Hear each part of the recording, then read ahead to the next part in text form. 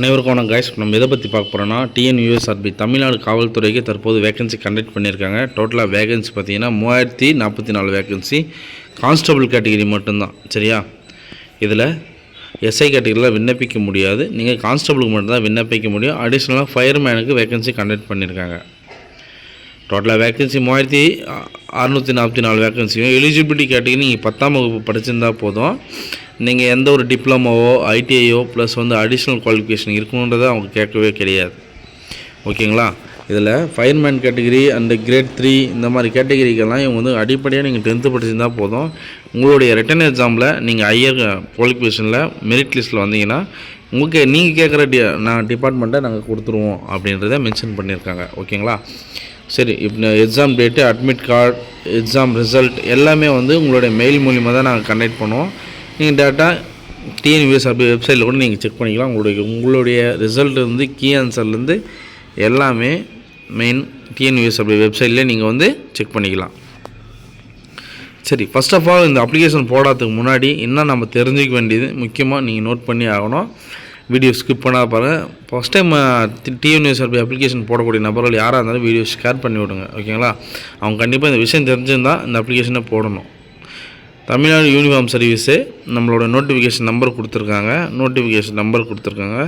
Tamil Nadu government job, state police.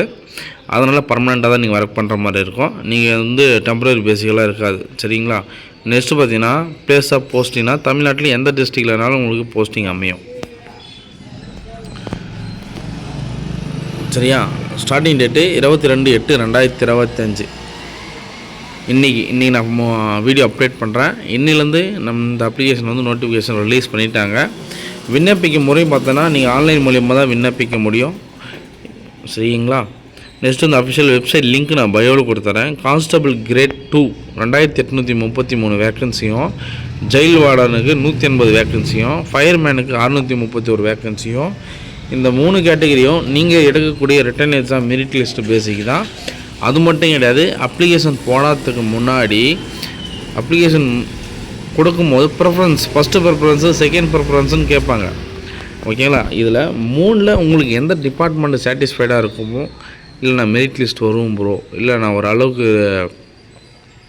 உள்ளே வந்துடுவேன், ஒரு அளவுக்கு நான் நினச்ச டிபார்ட்மெண்ட்டு கொஞ்சம் ரிட்டன் எக்ஸாமில் பர்ஃபெக்டாக மார்க் எடுத்துருவோம், 90% மேலே கிளியர் பண்ணோன்னா நீங்கள் என்ன சாட்டிஸ்ஃபைடாக இருந்து உங்களுக்கு எந்த சாய்ஸ் செட் பண்ணுறீங்களோ, ஃபயர்மேன் கொடுங்க. ஃபயர்மேனை பொறுத்த வரைக்கும் குரூப் 4 விஓஓ படிச்சுட்டு இருக்கவங்க, இல்லை தமிழ்நாடு போலீஸ்லேருந்து வேறு துறைக்கு நான் போகணும், ஃபஸ்ட்டு நான் இந்த யூனிஃபார்ம் டியூட்டி போட்டு அடுத்த கட்டமாக நான் வேறு டிபார்ட்மெண்ட்டுக்கு போகிறேன் அப்படின்றவங்க ஃபயர்மேனை சூஸ் பண்ணுவாங்க.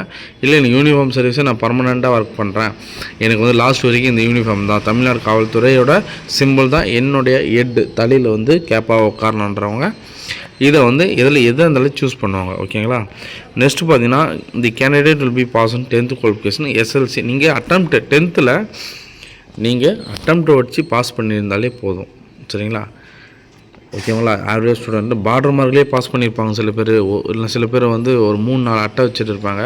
ஆனால் நீங்கள் எத்தனை அட்டை வச்சுருந்தாலையும் 10th பாஸ் பண்ணியிருக்கணும். அவங்கள பொறுத்த வரைக்கும் அவங்க தான் நீங்கள் இவ்வளோ மார்க் எடுத்துருக்கணும், 10th இந்த அளவுக்கு நீங்கள் பர்சன்டேஜ் இருக்கணும் அப்படின்னு அவங்க எதிர்பார்க்கல. நீங்கள் 10ஆம் வகுப்பு படிச்சிருந்தாலே போதுமானது அப்படின்னு சொல்லியிருக்காங்க. ஏஜ் கேட்டகரியை பொறுத்த வரைக்கும் நீங்கள் 18 வயசு கம்ப்ளீட் ஆகிருக்கணும், 26 வயசுக்குள்ளே இருக்கணும், சரிங்களா? ஏஜ் லிமிட் பார்த்தீங்கன்னா பேக்வேர்ட் கிளாஸஸ்ஸு, அந்த முஸ்லீம்ஸு, இந்த மாதிரி இவங்க எல்லாருக்கும் 28 வரைக்கும் கொடுத்துருக்காங்க. எஸ்சி எஸ்டி மாணவர்களுக்கு 31 வயசு வரைக்கும் கொடுத்துருக்காங்க, சரிங்களா? 31 வயசு 3ஆம் பாலினத்துக்கு 31 கொடுத்துருக்காங்க. இது எல்லாருமே டவுட் கேட்டிருப்பீங்க. முஸ்லீமுக்கு 28 வேகன்சி, 28 ஏஜ், ஓகேங்களா? நீங்கள் 28 வரைக்கும் தாராளமாக அட்டன் பண்ணலாம். எஸ்சி எஸ்டி ஆதி திராவிடர் பழங்குடியினர் அவங்க 31 வயசு வரைக்கும் நீங்கள் தாராளமாக அட்டன் பண்ண முடியும். எக்ஸ் ஆர்மியில் இருக்கிறவங்க தாராளமாக உங்களுக்கு 3 வருஷம் எக்ஸ்டென்ஸ் பண்ணுறாங்க. அது மட்டும் கிடையாது, உங்களுடைய ரெசிப்ட் எல்லாம் அப்ளிகேஷன் எல்லாமே நீங்கள் செப்பரேட்டாக அவங்களுக்கான வேக்கன்சி தனிப்பட்ட முறையில் பர்சன்டேஜாக ஒதுக்கிட்டு இருக்காங்க. அதனால் ஆர்மிலேருந்து ரிட்டைர்மெண்ட் ஆனவங்க தாராளமாக இதுக்கு அப்ளிகேஷன் போடலாம். சேலரி பார்த்தீங்கன்னா 18,200. இது கான்ஸ்டபிள் கிரேட் 2. கான்ஸ்டபிள் கிரேட் 2ன்றது யாருன்னா டிஎஸ்பி, ஸ்டேஷன் டியூட்டி ஒர்க் பண்ணுறவங்க, ஓகேங்களா? ஜெயில் வார்டன் இவங்களுக்கு பொறுத்த வரைக்கும் 18,200. இவங்களுக்கும் சேம் தான். ஃபயர்மேனுக்கும் 18,200. இது எல்லாத்தையுமே ஒரே யூனிஃபார்ம் தான், ஆனால் வேலை மட்டும் இருக்கும், டிஃப்ரெண்ட்டாக சேஞ்ச் ஆகும். ரிட்டன் எக்ஸாம் ஃபஸ்ட்டு ப்ரிஃபரன்ஸ் வந்து உங்களுக்கு ரிட்டன் எக்ஸாம் கண்டக்ட் பண்ணுறாங்க. தமிழில் நீங்கள் கிளியர் பண்ணணும். ரெண்டாவது தான் மெயின்ஸு. ஓகேங்களா, மெயின்ஸு நீங்கள் 2 ரிசல்ட் வந்துட்டு பிறகு தான் கட் ஆஃபில் உள்ள வந்துட்டிங்கன்னா தேர்ட் கட்டமாக உங்களுக்கு வந்து நேம் லிஸ்ட் வரும். உங்களுக்கு நேம் லிஸ்ட்டு வந்தோடனே உங்களுக்கு பிசிக்கல் கூப்பிடுவாங்க. அதுக்கும் ஆல் டிக்கெட் செப்பரேட்டாக வரும். சரிங்களா, ஃபஸ்ட்டு இது 2 ப்ராசஸ் நடக்கும். ஓகேங்களா, ரிட்டன் எக்ஸாம் கிளியர் பண்ணோன்னே உங்களுக்கு நேம் லிஸ்ட் வரும். நேம் லிஸ்ட் வந்தோன்னே உங்களுக்கு பிசிக்கல் எக்ஸாம், பிசிக்கலுக்கு கூப்பிடுவாங்க, கிரவுண்ட் டியூட்டிக்கு கூப்பிடுவாங்க. ஓகேங்களா, நெக்ஸ்ட்டு பார்த்தீங்கன்னா இன்ட்ரோஜன்ஸ். இது வந்து ஒன்றும் பிரச்சனை கிடையாது. இது 3 வந்து பிசிக்கலே நீங்கள் முடிச்சிடுவேன். அந்த கயிறு ஏறுறது, லாங் ஜம்ப்பு, ஹைட் ஜம்ப்பு, அப்புறம் உங்களுக்கு ஷார்ட் புட்டு, ப்ளஸ் வந்து 400 இல்லை 100 மீட்டர்ஸான்னு கேட்பாங்க. ரேலி எல்லாம் கேட்பாங்க. உங்களுக்கு எது நீங்கள் கண்டிப்பாக நீங்கள் செலெக்ஷன் அட்டன் பண்ணால் ஒரு அகாடமியில் போய் ஜாயின் பண்ணி, ஏன்னா ஒரு முன் அனுபவம் இருக்கும். ஒரு பிசிக்கல் வந்து இந்த மாதிரி தான் தயாராகணும், இல்லை செலெக்ஷன் அட்டன் பண்ணவங்களும் இருப்பாங்க. அவங்க நீங்கள் ட்ரெயினப் ஆகும்போது ஈஸியாக நீங்கள் ட்ரெயினப் ஆகிடலாம். சரி, இந்த 6வது வந்து சர்டிஃபிகேட் வெரிஃபிகேஷன். சர்டிஃபிகேட் வெரிஃபிகேஷன் இருப்பிட சான்றிதழ், community certificate, 10th mark sheet, TC, Aadhaar card, PAN card எல்லாமே வந்து கரண்ட் அப்டேட்டில் நீங்கள் ரீசெண்டாக வாங்கினதாகவும் இருக்கலாம், பழசாகவும் இருக்கலாம். ஆனால் உங்கள்கிட்ட ஒரிஜினல் சர்டிஃபிகேட் இருக்கணும். ஓகேங்களா, ஃபைனலாக வந்து மெரிட் லிஸ்ட் வரும். இந்த மெரிட் லிஸ்ட்டில் வந்து செலக்ட் ஆனவங்க தான் காவல்துறைக்கு நீங்கள் ட்ரைனிங்க்கு செலக்ட் ஆனவங்க. ஓகேங்களா, நெக்ஸ்ட்டு பார்த்தீங்கன்னா ஆல் த போஸ்ட். நீங்கள் எந்த கம்யூனிட்டினா இருங்க, அது அவங்க கேட்கல. 250 ரூபாய் நீங்கள் வந்து ஆன்லைன் மூலிமா பே பண்ணி ஆகணும். Debit card, credit card, HDFC இந்த மாதிரி எதெல்லாம் வேணால் நீங்கள் தாராளமாக பேமெண்ட் கட்டலாம்.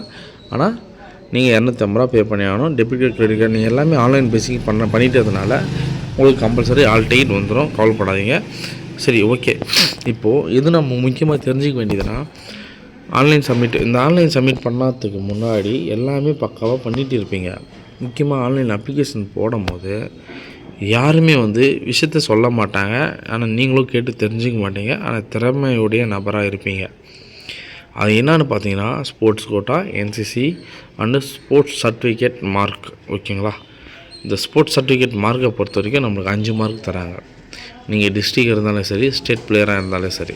ஓகேங்களா, டிவிஷ்னல் இந்த மாதிரி 3 இருந்தாலும் நீங்கள் ஹையர் சர்டிஃபிகேட் என்ன இருக்கோ நீங்கள் உங்களுக்கு சர்டிஃபிகேட் மார்க்குன்னு 5 மார்க் கொடுத்துட்றாங்க. ஓகேங்களா, இன்னும் 5 மார்க் யாருக்குன்னு பார்த்தீங்கன்னா என்சிசி ப்ளஸ் வந்து என்எஸ்எஸ், இவங்களுக்கு தான் அந்த 5 மார்க். டோட்டலாக 10 மார்க் இதுக்குன்னு ஒதுக்கிட்டாங்க. ஓகேங்களா, சரி, வேறு என்ன ப்ரோ, வேறுண்ணா ஸ்போர்ட்ஸ் கோட்டா. இந்த ஸ்போர்ட்ஸ் கோட்டா பொறுத்த வரைக்கும் கண்டிப்பாக நீங்கள் யூனிவர்சிட்டியில் ஒரு ஃபார்ம் 3 வாங்கியிருக்கணும்.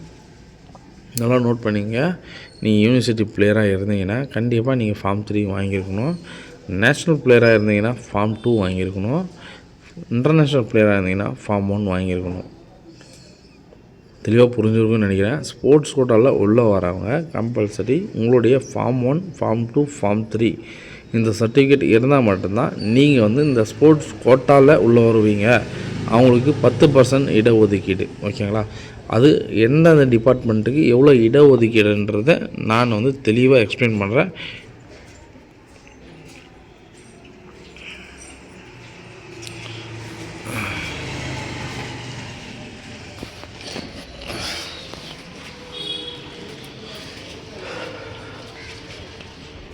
வீடியோ வந்து ஃபாலோ பண்ணி வச்சுங்க. மீண்டும் ஒரு நல்ல தகவலுடன் சந்திப்போம். நான் உங்கள் all government job update news. Thank you. மறக்காமல் சப்ஸ்கிரைப் பண்ணுங்கள், ஷேர் பண்ணுங்கள், லைக் பண்ணுங்கள். எல்லாருக்கும் இந்த வீடியோ பிடிச்சிருக்குன்னு நினைக்கிறேன். தேங்க்யூ.